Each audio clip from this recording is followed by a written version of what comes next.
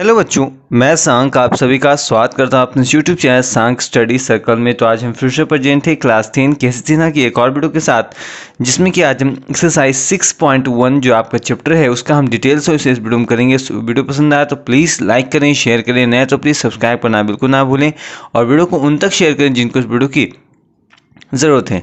यदि आपने इस चैप्टर की इंट्रोडक्शन वीडियो नहीं देखी है तो नीचे डिस्क्रिप्शन में आपको उसकी लिंक देखने को मिल जाएगी। सबसे पहले जाके आप इंट्रोडक्शन वीडियो देखिए, तब बहुत सारी चीज़ें आपको कंसेप्ट क्लियर हो जाएगी। खासकर क्वेश्चन नंबर 1 और क्वेश्चन नंबर 2 के सारे प्रश्नों के हमने क्या है वहाँ पर बता दिए हैं, तो आप जाकर उसको सबसे पहले चेकआउट करें।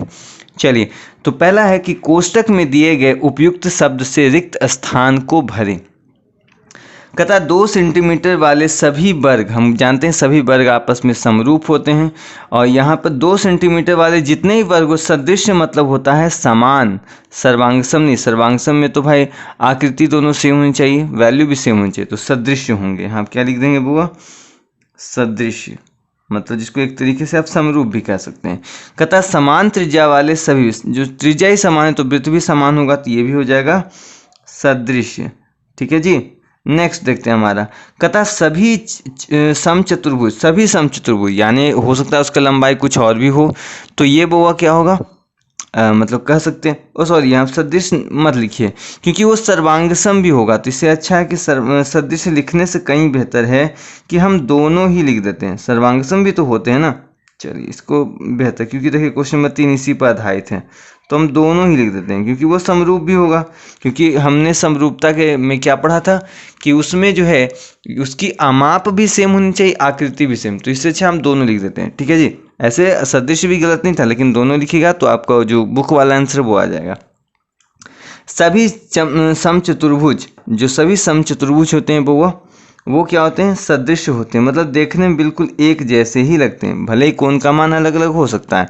कहता एक भवन के एक ही निगेटिव से बने सभी जो फोटो होंगे वो क्या होंगे? सदृश होंगे, यानी भवन का फोटो आप जैसे भी लीजिए वो क्या है? समान ही आएगा ना। कहता है 2 बहुभुज जिसकी भुजाओं की संख्या समान है, 2 बहुभुज जिसकी क्या है?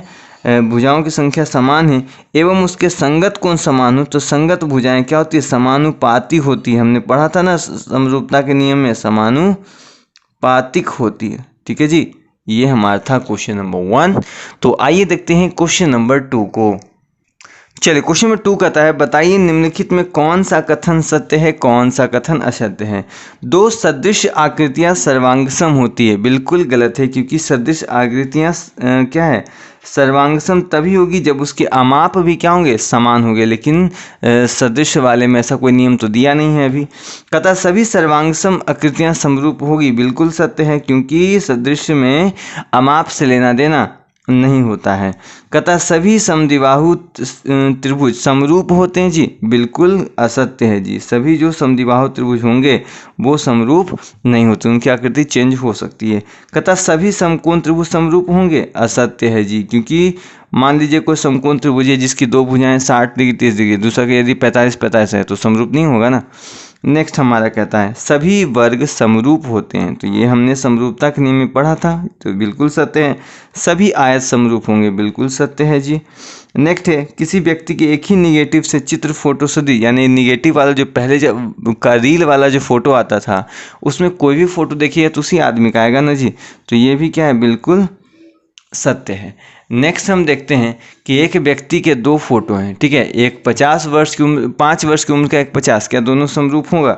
नहीं, क्योंकि एक व्यक्ति देखने में बच्चा लगेगा, एक में बूढ़ा लगेगा, तो ये क्या है बउआ जी? असत्य है। ठीक है, तो ये था हमारा क्वेश्चन नंबर 2। आइए देखते हैं क्वेश्चन नंबर 3 को, और हाँ वीडियो पसंद आया तो प्लीज़ लाइक शेयर करना ना भूलें। चलिए, क्वेश्चन नंबर 3 कहता है निम्नलिखित की क्या है? 2 उदाहरण देना है। पहला है सर्वांगसम, यानी वैसी 2 एग्जाम्पल दीजिए जिसमें क्या है? जो आकृतियां हो वो क्या हो? सर्वांगसम हो। चलिए, तो पहला एग्जाम्पल हम ले लेते हैं जी, ए नंबर, और यहाँ आप देखिए बी नंबर, हमने 2 खाने बना दिए हैं। चलिए, तो कहता है सर्वांगसम आकृतियाँ होनी चाहिए, तो एक काम करते हैं, दो वृत्त ले लेते हैं। हमको पता है 2 वृत्त क्या होंगे? सर्वांगसम होंगे, यदि क्या है कि उसके केंद्र की लंबाई क्या हो, यानी त्रिज्या की लंबाई समान हो। ले लेते हैं यहाँ पर 2 सेंटीमीटर त्रिज्या वाले दो वृत्त, ठीक है जी, दो वृत्त वाले दो वृत्त। चलिए तो ले लेते हैं, एक ये वृत्त, एक ये वृत्त, ठीक है जी। इसका भी दो लंबाई है, इसका भी त्रिज्या का 2 है। ये ए नाम लेते हैं, इसका नाम बी ले लेते हैं। तो क्या होंगे, दोनों क्या होंगे, सर्वांगसम होंगे। इसके अलावा दूसरा एग्जाम्पल ले लेते हैं बुआ। एक काम करते हैं, 2 वर्ग ले लेते हैं। क्या करते हैं, 2 वर्ग जिनकी जो भुजाएं हैं वो 3 सेंटीमीटर की हैं। 2 वर्ग जिनकी भुजाएं क्या 3 सेंटीमीटर की है, ठीक है जी। 2 वर्ग ले लीजिए जिसकी जो भुजाएं हैं वो क्या है, प्रत्येक 3 सेंटीमीटर, ये भी 3 सेंटीमीटर, ये भी 3, यानी प्रत्येक भुजा ही होगी। जबकि इसका नाम ABCD है, इसका नाम जो है वो PQR है। इस कंडीशन में भी क्या होंगे, दोनों जो वर्ग होंगे वो क्या होंगे, सर्वांगसम होंगे। चलिए दूसरा नंबर क्वेश्चन इसी में कहता है, सदृश आकृतियां जो सर्वांगसम नहीं है, यानी देखने में बिल्कुल समान है लेकिन सर्वांगसम नहीं है। तो चलिए वृत्त के एग्जाम्पल से लिखते हैं। दो वृत्त जिसकी त्रिज्याएं क्रमशः 1 सेंटीमीटर तथा 2 सेंटीमीटर है, ठीक है। यानी एक वृत्त छोटा, एक वृत्त थोड़ा सा बड़ा, एक में 1 सेंटीमीटर लंबाई है और एक की लंबाई जो है वो 2 सेंटीमीटर, मानते ए है बी है।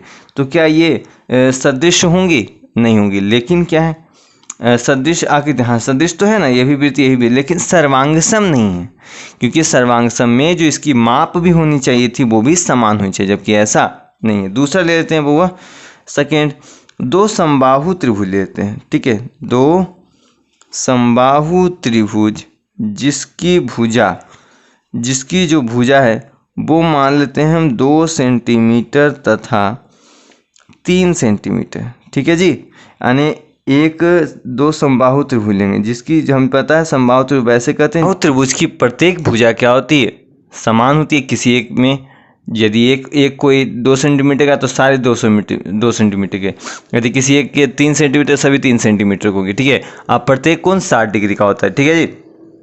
तो जिसकी एक की भुजा सभी 2 सेंटीमीटर, ये भी 2 सेंटीमीटर, तो ये भी 2 सेंटीमीटर, ये भी 2 सेंटीमीटर, इसमें 3 सेंटीमीटर है तो ये भी 3 सेंटीमीटर होगा, ये भी 3 सेंटीमीटर। तो समरूप तो हैं, मतलब दोनों हैं समबाहु त्रिभुज, लेकिन सर्वांगसम नहीं, क्योंकि यार दोनों की भुजाओं की लंबाई क्या है, डिफरेंट है, ठीक है। नेक्स्ट है हमारा असदृश, यानी बिल्कुल भी समान नहीं वाली आकृति।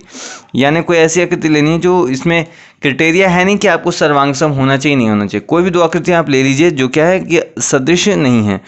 चलिए पहली आकृति हम ले लेते हैं एग्जाम्पल, एक वृत्त ले लेते हैं। क्या करते हैं जी, एक वृत्त जिनकी जो त्रिज्याएं हैं, जिनकी त्रिज्याएं मान लेते हैं, एक वृत्त जिसकी त्रिज्या 3 सेंटीमीटर तथा हम ले लेते हैं साथ में वर्ग, तथा वर्ग जिसकी जो भुजाएं हैं वो दे दिया जाए 3 सेंटीमीटर, ठीक है जी, 3 सेंटीमीटर। तो एक मान लेते हैं एक वृत्त है जी जिसकी क्या है कि त्रिज्या है, आइए ले लेते हैं वर्ग। क्या दोनों सदृश हैं, समान वाले हैं, नहीं। एक की भले ही दोनों की लंबाई जो अमाप सेम है, लेकिन क्या है, दोनों सदृश वाली आकृतियां तो है नहीं। चलिए आप चाहें तो इसकी जगह पर ले सकते हैं, कोई आयत भी ले सकते हैं, कोई ज़रूरी नहीं कि हमने ऐसा लिया तो लेना चाहिए। इसका एग्जाम्पल तो आप अपने मन से कुछ भी लिख सकते हैं जो आपको सही लग जाए। चलिए इसी का दूसरा एग्जाम्पल लेते हैं।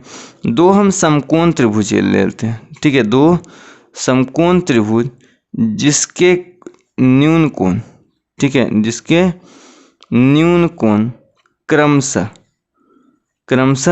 एक पहले त्रिभुज का 60 डिग्री 30 डिग्री तथा 45 डिग्री 45 डिग्री है। मतलब एक समकोण त्रिभुज लेते हैं, एक और समकोण त्रिभुज हम लेते हैं जिसमें फिक्स एक कोण तो 90 डिग्री है ही, एक आपका हो जाता है 30 डिग्री, एक हो जाता है 60 डिग्री, एक में यही हो जाता है 45 डिग्री, ये भी 45 डिग्री। क्या दोनों समान हैं? दोनों समान तो है, परंतु जो अमाप है वो क्या है, समान तो नहीं है। तो दोनों मतलब क्या होंगे, असदृश आकृतियां हो जाएगी। तो ये था हमारा क्वेश्चन नंबर 3। आइए देखते हैं क्वेश्चन नंबर 4, 5 एवं 6 को। चलिए क्वेश्चन नंबर यहाँ पे 4 दिया है, कहता है क्या दोनों समकोण त्रिभुज समरूप हैं या नहीं। चलिए दोनों समरूप होता, तो समरूप में वैल्यू से कोई मतलब नहीं है, देखने में फिगर बिल्कुल समान, ये भी समकोण ये भी समकोण है, तो समरूप होंगे। तो लिखेंगे हाँ समरूप है, क्या है, हाँ समरूप है। अब क्वेश्चन नंबर 5 कहता है यहाँ पर दो आयत दिए, क्या समरूप है कि नहीं। तो इसका आप लिखेंगे हाँ क्या है, समरूप है, क्या है, हाँ समरूप है। चलिए क्वेश्चन नंबर 6 देखते हैं। एक वर्ग एक आयत है, भले ही गलत से फिगर हमको वर्ग बना गया, लेकिन आप देख सकते हैं 2 सेंटीमीटर 4 सेंटीमीटर यहाँ पर चारों भुजाएं समान है, तो क्या समरूप होगी। तो नहीं, क्या है, नहीं समरूप जो है वो नहीं है, क्योंकि समरूप के लिए नियम है कि दोनों आकृतियां एक ही होनी चाहिए, अलग अलग नहीं। तो ये था हमारा क्वेश्चन नंबर 4, 5, 6 का सॉल्यूशन। आइए देखते हैं क्वेश्चन नंबर 7 को।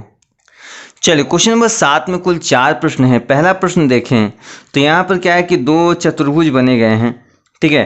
कहता है कि क्या दोनों समरूप है कि नहीं। पहली बात तो फिगर ही सेम नहीं है, ये कैसा आयत है, ये अलग से चतुर्भुज है, भले ही भुजा की लंबाई सेम है, तो क्या होंगे समरूप, लिखेंगे नहीं, ये समरूप नहीं होगा। इसका देखें बुआ, लगभग कोण की लंबाई समान है लेकिन भुजा की लंबाई समान नहीं है।